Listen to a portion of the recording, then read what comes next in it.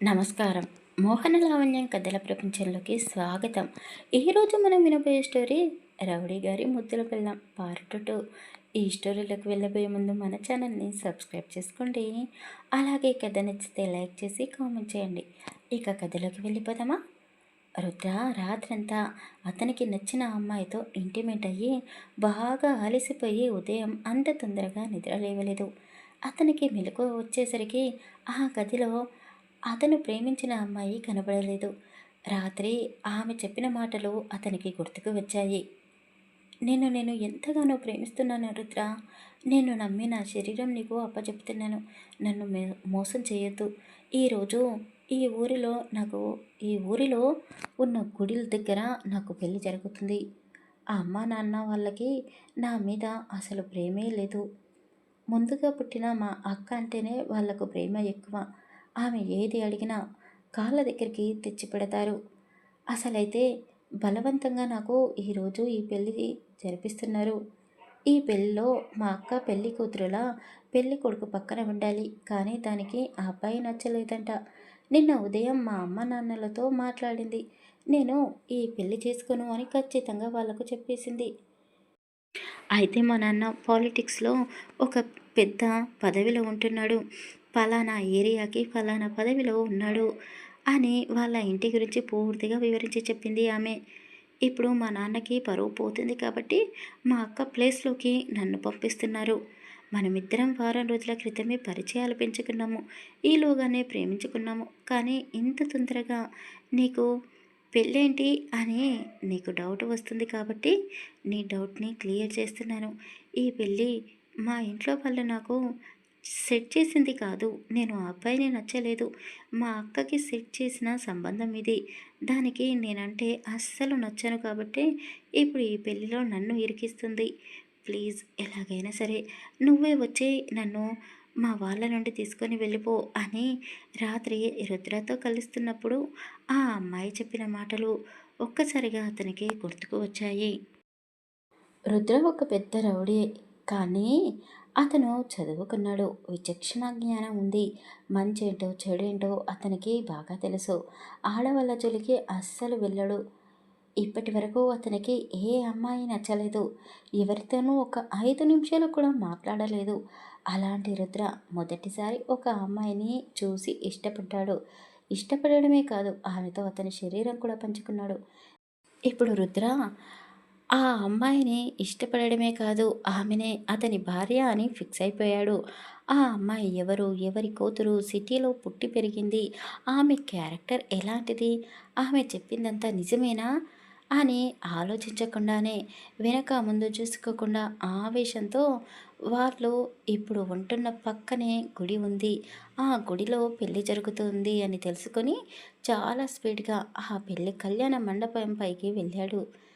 సరిగ్గా పెళ్ళికొడుకు వంగి ఆ అమ్మాయి మెడలో తాళి కట్టే సమయంలోనే రుద్ర ఆ పెళ్లి కొడుకుని పక్కకి తోసేసి అతని చేతిలో ఉన్న తాళిబొట్టును తీసుకొని పెళ్లి కూతురు మెడలో కట్టేశాడు. అక్కడికి చాలామంది వచ్చారు.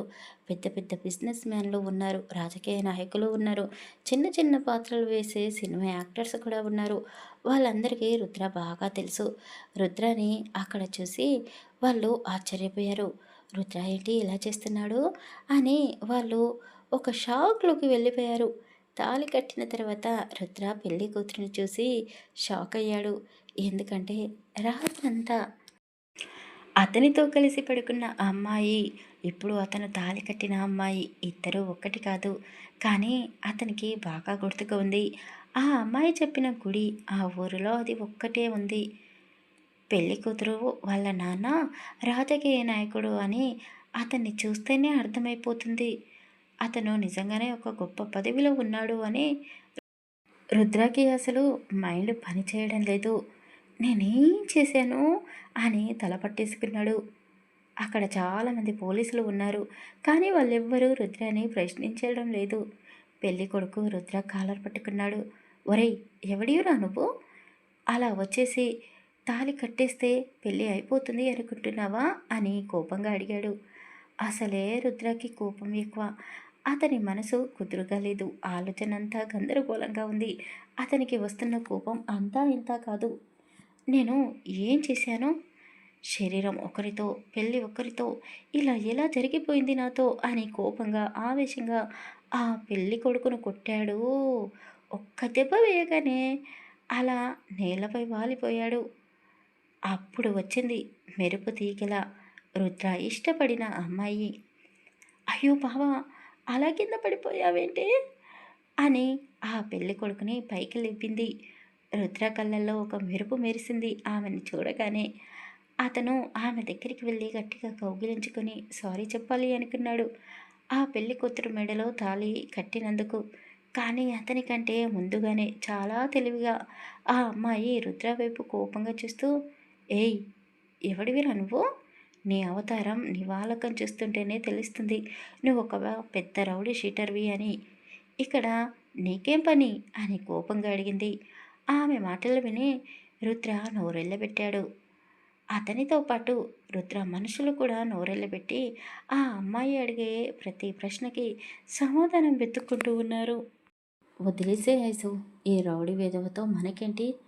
అసలు ఇది పెళ్ళే కాదు. మీ అక్కకి పసుపు నీళ్ళతో స్నానం చేయించి తీసుకునిరా.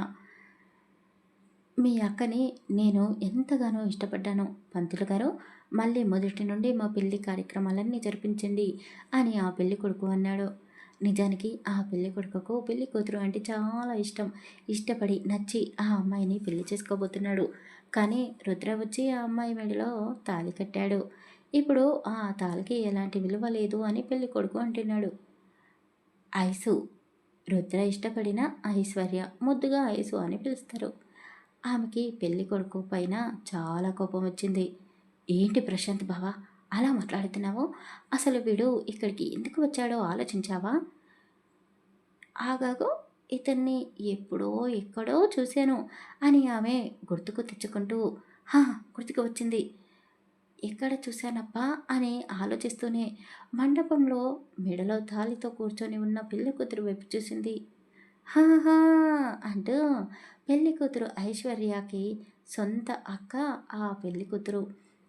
వాళ్ళ అక్క ఫోన్ తీసుకొని వచ్చి అందులో ఉన్న ఫొటోస్ని, వాట్సాప్ మెసేజ్ని పెళ్లి కొడుకు ప్రశాంత్కి చూపించింది. ప్రశాంత్కి చాలా కోపం వచ్చింది. వాటిని చూడగానే పెళ్లి కూతురు గౌరీ వైపు కోపంగా చూస్తూ, నేను నీ మీద చాలా ఆశలు పెంచుకున్నాను. నేను ఒక అద్భుతంగా నిన్ను ట్రీట్ చేశాను. కానీ నువ్వు నన్ను నమ్మించి మోసం చేశావు. సంవత్సరం నుండి వీడిని ప్రేమిస్తున్నావా? వీడితో అన్నీ జరిపించుకొని ఏమీ తెలియనట్టు నన్ను పెళ్లి చేసుకోవడానికి సిద్ధపడ్డావా? అమాయకంగా ముఖం పెట్టుకొని నా వెనకాల ఎన్ని డ్రామాలు ఆడావా? అసలు నీలాంటి ఆడదాన్ని చూస్తేనే పాపం. అలాంటిది నిన్ను పెళ్లి చేసుకోవడానికే నేను సిద్ధపడ్డాను చూడు.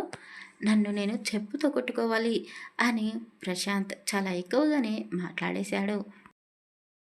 గౌరీ కదలకుండా, కళ్ళలో నుండి ఒక్క కన్నీటి చుక్క కూడా తీయకుండా, తల దించుకోకుండా తల పైకెత్తే అందరి వైపు చూస్తూ మౌనంగా అలాగే పెళ్లి మండపంలోనే కూర్చొని ఉంది.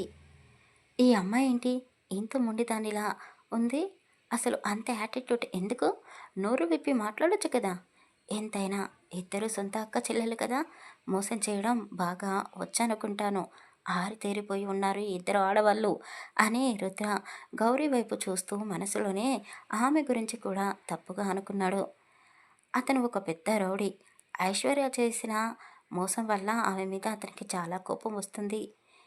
ఎందుకే కట్టుకథలు చెప్పి నన్ను మోసం చేశావు? నాతో ఆటలాడుకుంటున్నావు? అని ఆమె గొంతు పట్టుకొని అడిగేసేవాడే. అంత ధైర్యం అతనికి ఉంది. కానీ ఇప్పుడు అతను వేరే ఆలోచనలో ఉండిపోయాడు. అందుకే అతని రౌడీయిజం చూపించలేకపోతున్నాడు. ఇక ఐశ్వర్య వల్ల నాన్న చలపతి, అమ్మ నాగమణి మౌనంగా చూస్తూ పక్కన నిలబడి ఉన్నారు. వాళ్ళిద్దరి వైపు ఐశ్వర్య ఒక్క చూపు చూసి ఏదో సైగ చేసింది. వాళ్ళు ఇక రంగంలోకి దిగిపోయారు. ఏమే గౌరీ, నీకు ఏం తక్కువ చేశామే?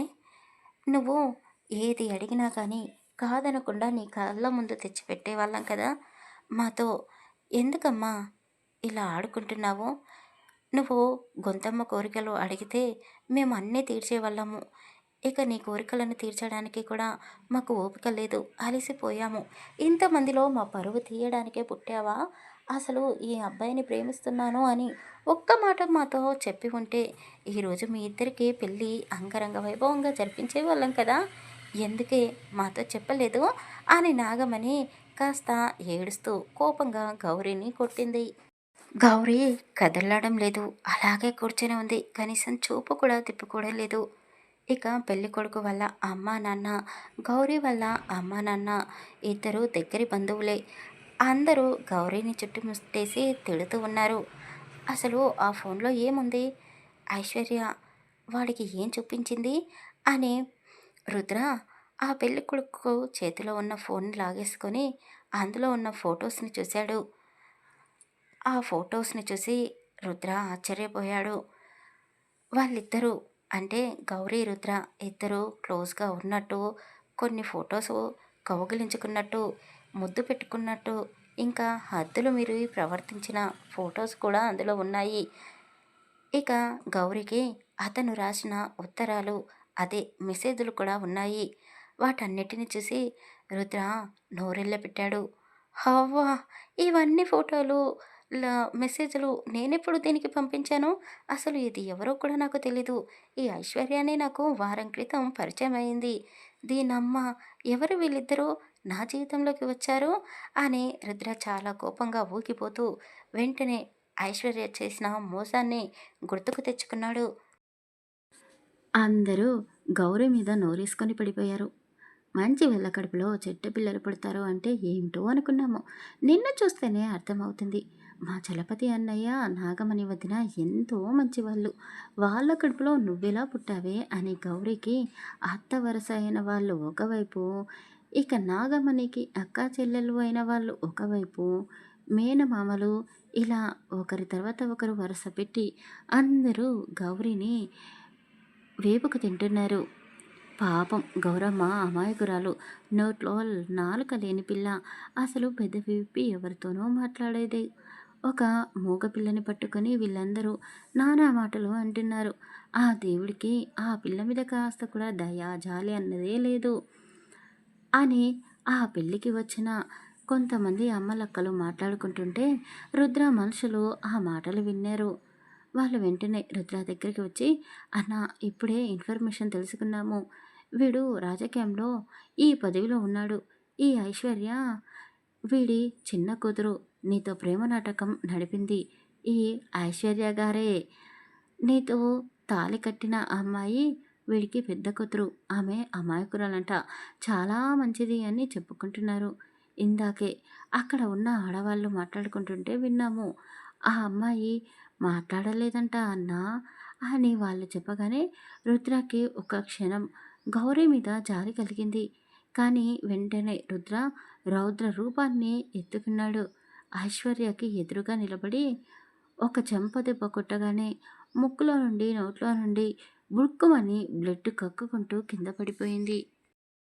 ఐశ్వర్య కింద పడిపోవడంతో నాగమణి పెద్ద పెద్దగా అరుస్తూ రుద్రాని నోటికొచ్చినట్లు శాపనార్థాలు పెడుతూ, ఒరేయ్ ఎవర్రా నువ్వు, నీ కాళ్ళు చేతులు విరిగిపోను అంటూ కింద పడిపోయి ఉన్న ఆమె కూతురు ఐశ్వర్యాని పైకి లేపింది.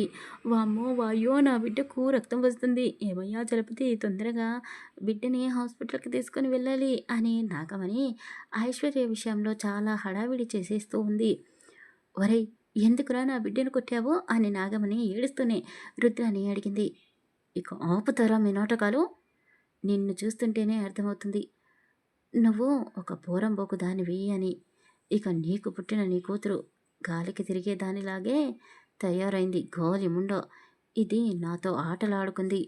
వారం రోజుల కిందనే పరిచయం అయ్యింది అంటూ రుద్ర అతన్ని ఐశ్వర్య ఎలా నమ్మించిందో అక్కడ ఉన్న వాళ్ళందరికీ చెప్పబోయాడు. కానీ ఐశ్వర్య అంతలోనే కలగజేసుకుంటూ రుద్రని మాట్లాడనివ్వకుండా వాళ్ళ అమ్మ చీర కొంగుతో ముక్కుని, నోటిని క్లీన్ చేసుకొని, "ఏం మాట్లాడుతున్నావురా? మీ ఇద్దరికి సంబంధించిన ప్రూఫ్‌లు నా దగ్గర ఉన్నాయి. మీ ఇద్దరూ రహస్యంగా రాసలీలలు ఆడటం అబద్ధమా? నా కళ్ళారా చూశాను. ఇక్కడికి వచ్చిన వాళ్ళందరూ మీరు కూడా చూడండి" అంటూ అక్కడే పెళ్ళిలో ఇప్పుడు పెట్టిస్తున్నారు కదా పెద్ద పెద్ద స్క్రీన్‌లు. ఆమె ఆ ఫోటోస్‌ని, ఆ వీడియోస్‌ని అన్నీ ఆ స్క్రీన్‌పై ప్లేన్ చేసి చూపించింది. అందరితో పాటు గౌరీ కూడా ఆ వీడియోస్ని ఫొటోస్ని చూసింది. రుద్ర గౌరిని గమనిస్తూ ఉన్నాడు. ఆమె ఫేస్లో ఎలాంటి మార్పు కనిపించకపోయేసరికి అతనికి గౌరీ మీద కూడా కోపం వచ్చింది. ఇద్దరు అక్క చెల్లెళ్ళు కలిసే ఈ నాటకం ఆడుతున్నారా, నన్ను బ్లేమ్ చేయడానికే చూస్తున్నారు అని అనుకున్నాడు. నిన్ను నీ ఫ్యామిలీని నేను అస్సలు వదిలిపెట్టను అని రుద్ర ఐశ్వర్యకి ఒక వార్నింగ్ ఇచ్చాడు.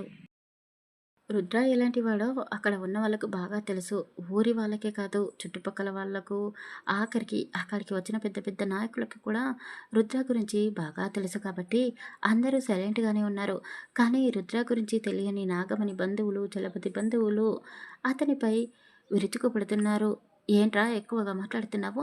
నువ్వు ఒక పెద్ద రౌడీనా వెధవవి. నిన్ను మా ఐశ్వర్య ప్రేమిస్తుందా?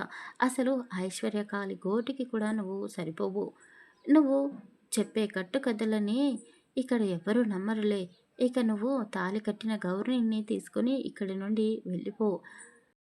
పెద్దది ఒక ఎడ్డి పిల్ల, డబ్బుంది, వాళ్ళ నాన్నకి పలుకుబడి ఉంది అని తెలుసుకొని ఈ ఎడ్డి పిల్లని లైన్లో పెట్టుకున్నావు.